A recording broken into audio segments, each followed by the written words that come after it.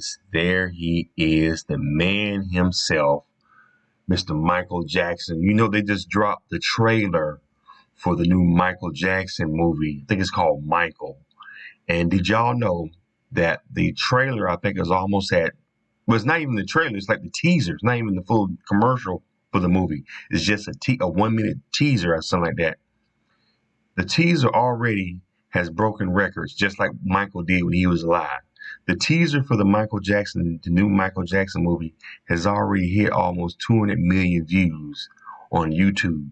The most views that a trailer has ever gotten in YouTube history. Only Michael Jackson, the man ain't even here and already breaking records. Let's go and check out this video real quick. This is by Jay Diggs. Hit the thumbs up button. The world stopped. Stadiums overflowed. Fans fainted at the sound of his voice. Thriller alone outsold everybody. And his influence, you can hear it on every pop star who's ever touched the stage since. But Michael wasn't perfect. He's been criticized for his live singing, his bad acting, and even though it's not his fault, he's been accused of having fake songs on his posthumous albums. August 2022. Do you think that those were actually Michael's vocals or not? If I tell you today, right now, I can tell you right now that no. Michael obviously became the king of pop, but the journey that made him one was far darker and much more complicated than most people realize. He's had to face rejection, doubt, and fight to prove himself again and again. So how good was Michael Jackson actually? In 1968, a little kid from Gary, Indiana walked into Motown Records. He outsang grown men who'd been doing this for decades.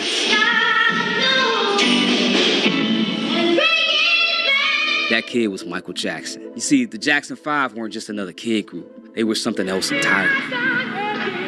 Berry Gordy, the founder of Motown, he said he'd never seen anything like it. What was it, the first time you saw the Jackson family, when Michael Jackson came in? What were your first impressions when you saw them perform in front of you? Well, I was floored. When I saw them perform, I was really floored. Diana Ross introduced him to America on the Hollywood Palace in 1969. And Michael, the tiny kid with an afro bigger than his whole body, he grabbed the mic like he'd been performing for 50 years.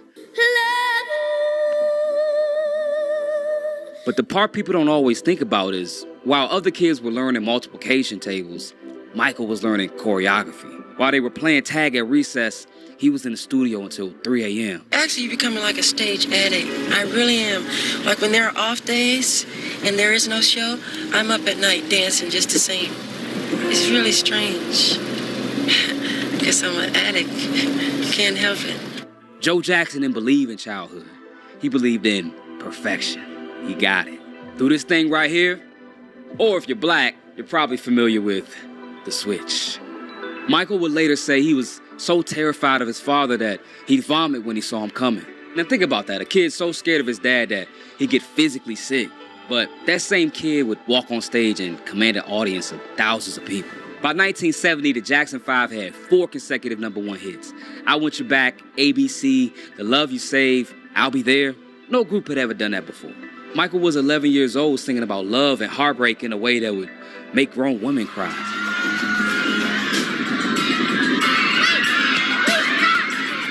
But the thing is, it gets complicated because that success came with a price. Every interview, every photo shoot, Berry Gordy's team would remind him, you're not children, you're professionals.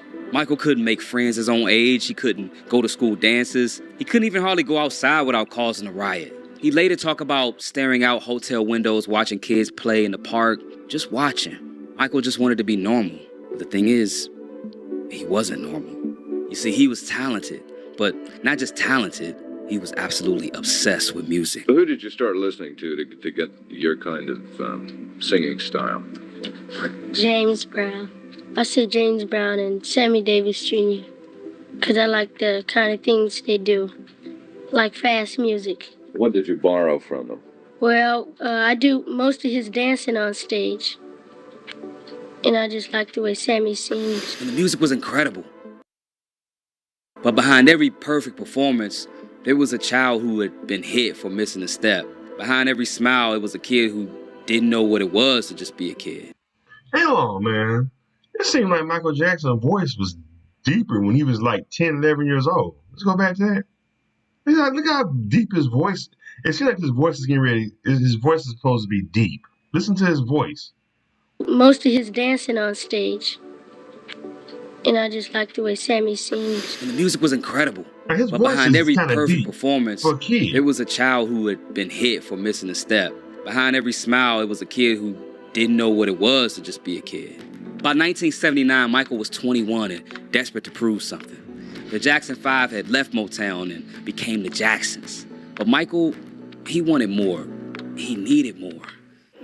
My name is James Phillips. I'd like to know, first of all, how do you feel being up there alone, and are you gonna make appearances by yourself? No, I'm just doing this because these are solo songs for my album, and they put them on the Jackson 5 album. Now enter Quincy Jones, the man who'd worked with everyone from Frank Sinatra to Count Basie. When Quincy agreed to produce Michael's solo album, people thought it was weird. A jazz legend working with a former child star to make pop and disco music. But it was a match made in heaven. Quincy and Mike, they also worked together on the movie The Wiz, and a year later, they dropped Off the Wall. Don't Stop Till You Get Enough, it still gets played in movies and social events. The album went platinum 4 times, a part that nobody really talks about. Despite selling millions and 4 top 10 singles, the album just got 2 Grammy nods and only 1 win. Michael sat in that audience watching other artists win awards he knew he deserved, and then something in him just snapped. He told his lawyer that night, "My next album is going to be the biggest album of all time." Now, most people would have called him crazy. A 21-year-old kid talking about he's going to make the biggest album ever. Yeah, he was Michael Jackson, but he wasn't the king yet. Now, Michael had been competing with adults since he was 5. He knew he was talented, but he learned that talent wasn't enough. You needed to be undeniable. Now, the thing is, Off the Wall should have been enough. It revolutionized pop music. It made disco sound sophisticated, but the industry still saw him as Little Michael, still as Diana Ross's protege, just one of the Jacksons. November 29th, 1982, the day the music industry changed forever. Thriller wasn't supposed to happen the way that it did. CBS executives wanted another Off the Wall, a safe, successful, profitable album. But Michael and Quincy had other plans. They wanted to create an album where every song could be a single. Every track had to be perfect. But let me tell you about MTV first, because you can't understand the impact Thriller had without understanding this. The MTV launched in 1981 as music television. They had a very specific format, mostly rock music. They said Mike... Before we continue on, this is from a YouTuber by the name of Jay Diggs. Jay Diggs, go ahead and support his channel. Really good content, really good narrator, really good stuff, man. Really good vlogger. Go ahead and support his channel. Just want to give credit to the person that made this content. Thumbs up buttons giving to it, man. I'm a big Michael Jackson fan. I can watch Michael shit. I mean, come on, man. First of all, me and both Virgos. I'm the 26th. I think he's the 31st, 29th, something like that. Michael didn't fit their demographic. When Billie Jean dropped, everybody knew it was a hit, but MTV still wasn't convinced. It wasn't until the president of CBS Records, Walter Yetnikoff, he threatened to pull all of CBS's artists from their rotation until they played Michael Jackson. And once they did, Billie Jean became one of their most requested videos. It opened doors for not just Michael, but for countless artists who came after. But see, Michael wasn't done. It was Motown's 25th anniversary, and Michael was supposed to perform with his brothers. He did, but then he asked for a solo spot. He came out with his fedora, kind of like this one. Black jacket, silver glove, the Billie Jean bass line started to play, and then you know what happened. But Michael still wasn't done changing history. For the Thriller video, he made it into a 14-minute short film. Cost $500,000. Before Thriller, music videos were basically film performances. They might have had some simple effects, but after Thriller, videos basically became mini movies. Artists started hiring film directors, budgets exploded, storylines. We see it today still. It all became standard because of Michael. He basically changed what it means to make a music video. Now, Thriller the album, I mean, it damn near destroyed every record that ever existed. Best-selling album of 1983, of 1984, of all time. We're talking 70 million copies, 7 singles in the top 10, 8 Grammys in one night. But success is complicated because now everybody wanted a piece of Michael Jackson.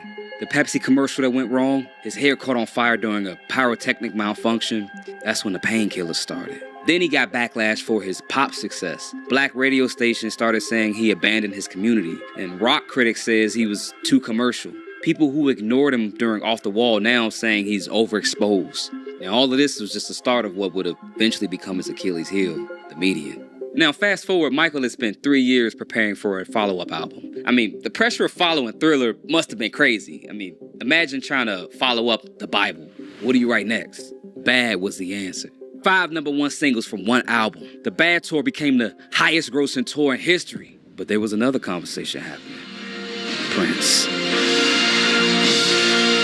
Records. Prince was breaking musical boundaries. Purple Rain, Sign of the Times. Critics loved to pit them against each other. Michael was pop, Prince was art. Michael could dance, but Prince could play multiple instruments. Michael actually wanted to collab with Prince. He reached out for him to do a duet on Bad. But when Prince heard the song, he heard the first line, and he wasn't quite down for that. The first line of that song is "Your butt is mine." Your butt is mine. Nah, I said it to you. So right there we got a problem. So the rivalry, it wasn't real. Not really. They respected each other.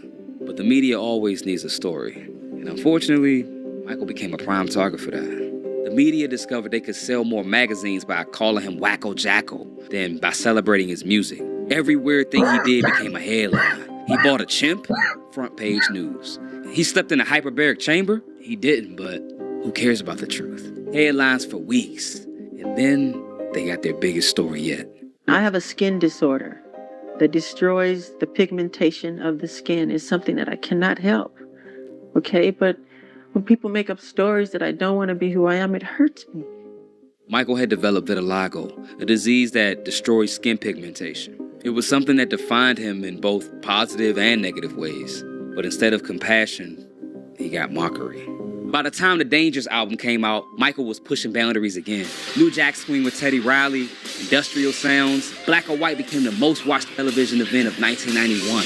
But the Wacko Jacko stories, they just kept coming. He was buying the Elephant Man's bones. He was sleeping in an oxygen tank. The stories got more and more ridiculous. But some people started to believe him. I mean, at the very least, it started to shape his image. The irony is, while some people were calling him a freak, he was still revolutionizing music. The choreography he created during this era, I mean, it's still copied today. Watch any K-pop group. That's Michael. But see, Michael, he made one critical mistake. You see, Michael was nice and trusting, but a little too trusting. See, Michael had his own theme park, and he would let kids and their families come stay with him. You know, everything was cool. He never had a childhood, so he wanted to do that. But in 1993, everything came crashing down. In August of 1993, Michael Jackson was accused of, let's just say, doing not so nice things to children. Now, this has been a sore subject around Michael Jackson for a long time, but we gotta talk about what it did to him. Because whether you believe he was innocent or guilty, what happened next was basically a public execution. The accusation came during the Dangerous tour.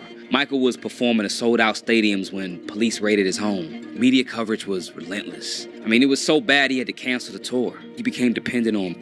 I ain't never seen Michael. Michael was mad. That was him and Janet. You seen that? I remember that. I ain't never... Michael... See, look at him right here. I ain't never seen Michael that mad. Look at Janet. They probably said something about his mom. He said, motherfucker, you gonna say about my mama, motherfucker? Look at that. I ain't never seen Michael that mad. To children. Now, this has been a sore subject around Michael Jackson for a long time, but we got to talk about what it did to him. Because whether you believe he was innocent or guilty, what happened... We got Janet. That's Janet right there. Behind them on. That's Janet. Next was basically a public execution. The accusation came during the Dangerous tour. Michael was performing at sold-out stadiums when police raided his home. Media coverage was relentless. I mean, it was so bad he had to cancel the tour. He became dependent on painkillers just to function. The case was eventually settled outside of court, but I mean, the damage was permanent. Next thing you know, the History album drops. It was half greatest hits and half new material. And the new songs, they were angrier, more defiant. They Don't Care About Us, Scream, Stranger in Moscow. This wasn't the same Michael who sang The Way You Make Me Feel. This was somebody who was hurt and wounded. Now, of course, it's Michael, so the album and the tour was still successful. But you could tell there was something broken that just couldn't really be fixed. The allegations came back in 2003. Then came the trial. He was acquitted on all charges, but acquittal doesn't necessarily mean vindication in the public eye. By this point, Michael proved himself to be one of the greats. But he had still not topped the success of Thriller, and his career was starting to go on the decline. So he wanted to try to top himself one more time, but he had another demon to battle with: Sony Music Entertainment. In 2001, Michael dropped Invincible, his last studio album. Sony barely promoted it. They were in a war with Michael over masters and money, but it still debuted at #1 and still went double platinum. It was a failure for Michael Jackson, but it was still a success that most artists would kill for. But the machine was breaking down, and the debts were mounting up. It wasn't because he wasn't making money. I mean, Michael had lots of assets, but the lawsuits never stopped coming, and everything just seemed like it was closing in on him. So Michael wanted one last hurrah. In 2009, he announced the This Is It tour. 50 concerts at London's O2 Arena, sold out in hours. He was 50 years old, rehearsing like he was 25. The footage from the rehearsals, I mean, he was still magical. Still had that thing that made him different from everyone else. But he was also fragile. He couldn't sleep without meds, and he barely weighed 130 pounds. And on June 25, 2009, the King of Pop was pronounced dead at UCLA Medical Center. According to the Los Angeles Times, pop star Michael Jackson died this afternoon. Both the Los Angeles Times and CBS News are both now reporting that Michael Jackson has died. His death was devastating, and according to some, it's still a mystery. But on the bright side, his legacy is still felt, not just by music people, but all of us. So, how good was Michael Jackson actually? I mean, the numbers are untouchable. Over 1 billion records sold, 13 Grammy wins, 39 Guinness World Records. Thriller alone has sold more than most artists' entire careers combined. But numbers, they don't quite capture it. Not really. Watch Beyonce perform. That's Michael. Watch Bruno Mars, Michael, The Weeknd, Justin Timberlake, Usher, Chris Brown, all of them. I mean, they're all trying to copy what he had. Even the K-pop groups, BTS, they're walking through doors that Michael opened. He changed what it meant to be a pop star. Before Michael, pop stars, they sang songs, but after, I mean, they created whole worlds around their albums in different eras. Music videos weren't just promotional tools, they became art. He changed the game for concerts. I mean, he even changed the whole landscape of MTV. A black kid from Gary, Indiana became the biggest star on the planet. He made music that transcended language, race, culture, everything. Was he perfect? Of course not. I mean, he didn't play instruments as good as Prince, and on his live shows, his voice got strained and he didn't sound as good as the record. Michael's impact was way bigger than music. Michael Jackson had his childhood stolen, had his appearance mocked, his reputation destroyed, his every move criticized. He never got that comeback, never got that final victory lap where the world just celebrated him. But maybe that's what makes his greatness even more remarkable. He never stopped trying to give everything he had to heal the world through his music. At your concerts, there are hundreds of people in the audience yelling, "Michael, Michael!" What do you feel like? When they're all holding hands and everybody's rocking and all colors of people are there, all races, and it's the most wonderful thing. Now, Michael was so good that 15 years later after his death, pop stars are still chasing what he achieved. I have a video about how every modern artist, possibly your favorite artist, is still copying Michael Jackson. Watch this video on the screen next. I like this brothers, man. This dope. He's one. This guy's one of my favorite YouTubers. Oh shit, my bad. He's one of my favorite YouTubers, man. This guy right here.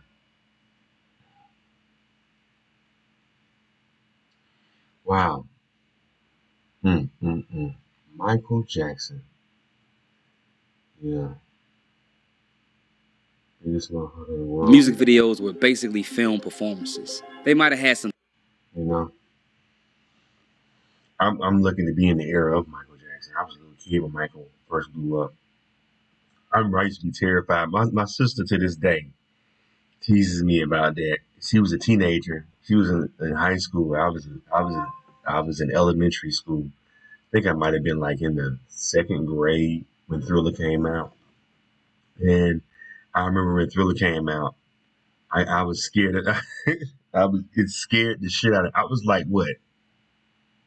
How was I when Thriller came out? I was like 5. I was like 6. I was 6 years old when Thriller came out. And at 6 years old, I was just like most kids my age at 5 or 6 years old, elementary school. I was in the 1st grade when the album came out. I was just a big Michael Jackson. I was like Michael Jackson, everything. I wanted the Jerry curl when I was a little kid because of Michael. Jerry curl had just became popular in the mid 80s. And Michael had like the signature Jerry curl. And yeah, I was just really into Michael Jackson, man. But when he came out with Thriller, I'll never forget when that video came out, I was scared when they showed the part of him turning into like a zombie.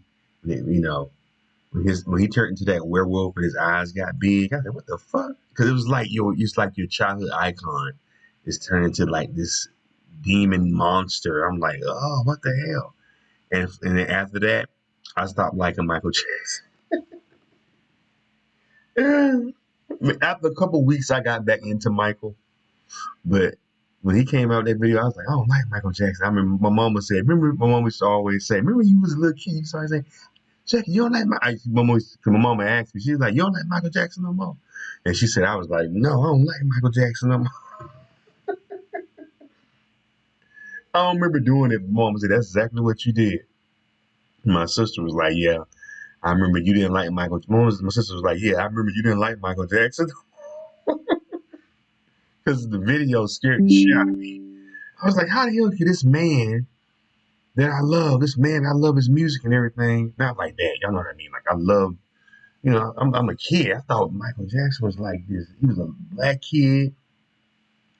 I thought he was like a superhero. And then he turned around and do this evil ass demonic monster movie that scared the shit out of me. So I was like, oh, fuck him. Fuck Michael Jackson. This is crazy, this picture right here. I have never seen a picture with him with the vitiligo. So he was putting on makeup the whole time to cover it. Is this a real picture of him patched up right here? I'm like, go back to that. Let me see if I can find it. See this picture here. How did he let himself get caught with his face like that? Unless he had been wearing makeup all along. Vitiligo, is this picture really real of how his face looked with vitiligo? So that means he hadn't been wearing makeup then the whole time. He had to be. That's crazy. If this picture is real.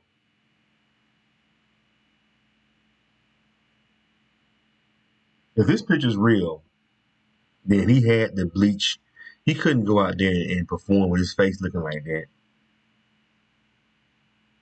Because they already was calling him like a weirdo. Had he would have came out with his face all patched up like that, they would have, look at him, he's even more weird. Look how weird he is. They would have came out even more like, look how, you know what I'm saying? Greatest to ever do it, man. Greatest to ever do it. I can't wait to see this movie in April.